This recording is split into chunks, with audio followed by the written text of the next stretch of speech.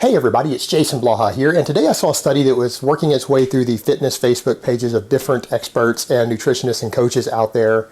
I read through it and I thought I would share it with you guys. Really, the study's too much to get into all the methodology and what they looked at for all of this.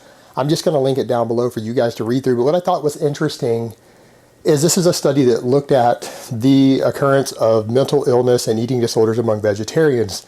Now, before a bunch of the vegans and other people jump in, vegan is a subtype of vegetarian as far as the nutrition community is concerned, the nutritional science community. So researching it, we don't always separate the two.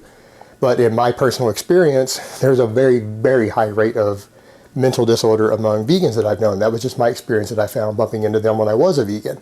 Now, when they look at all the factors there, they found that for everything from anxiety disorders to depression, and particularly eating disorders, there was a much larger amount of those in the vegetarian community versus the mainstream community.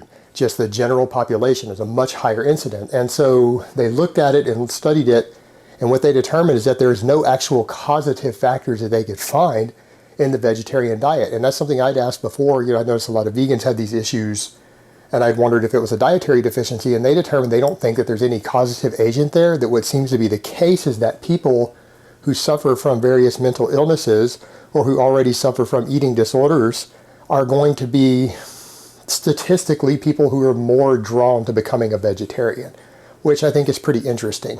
So it's just something to think about, that it may not be the case that there's some dietary deficiency causing all this craziness that we see in the vegan community. It could simply be that people who already have anxiety disorders and eating disorders are just drawn in larger numbers to vegetarianism for whatever reason.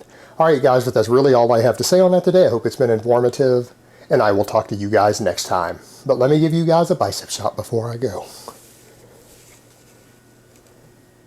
Oh, Mount Vesuvius.